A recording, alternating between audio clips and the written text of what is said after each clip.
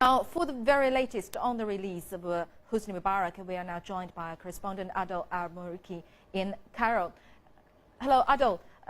Tell us, what's the public reaction to the order of the release by the court?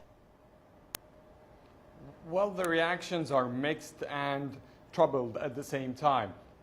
There is a big portion of the society who was worrying of the reactions that might arise, whether from the Muslim Brotherhood, the Islamists, or from revolutionary powers who have been both together standing against the Mubarak's regime in 2011 in January. So this whole situation it's still clearing out. Has been just 1 hour until these news broke, and people are just concerned that it might topple the country's current unrest and security forces.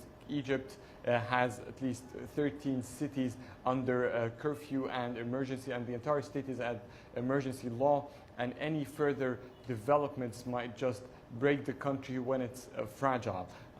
This is one side of it, but of course there are those who have been described here by the media as Mubarak's sons, referring to his supporters.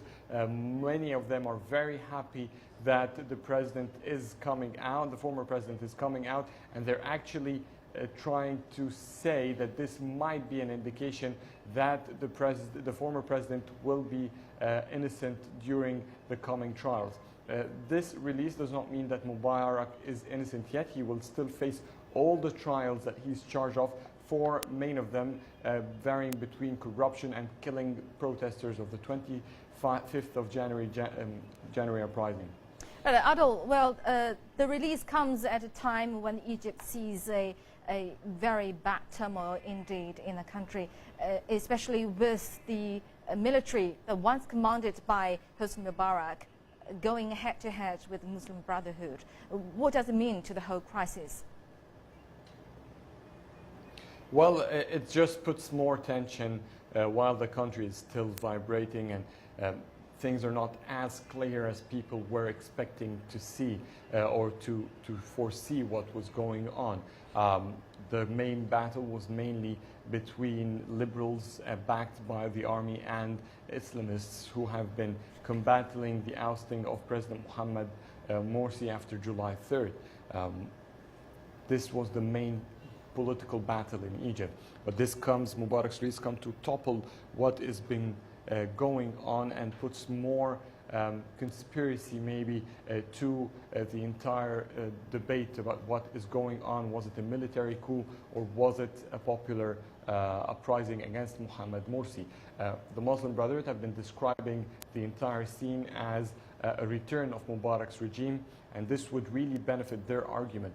But of course, even Mubarak's lawyer has been stressing that the judicial authority has nothing to do with politics.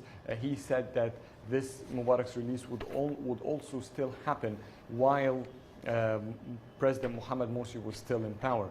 This is the fourth release verdict for President Hosni Mubarak. The first three were all given to him during President Mohammed Morsi's rule. So it's a sense that it should be independent overall. But still, of course, yes, he has earned or got a release verdict. However, Mubarak will not go out of prison, not yet.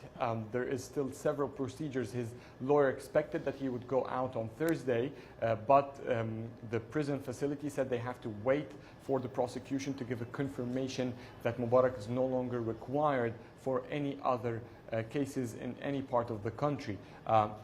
We know that so far this would be the case, which will in turn give a signal that Mubarak should get out and stay in whatever place he wants inside. This also, one of the other concerns is where Mubarak will stay.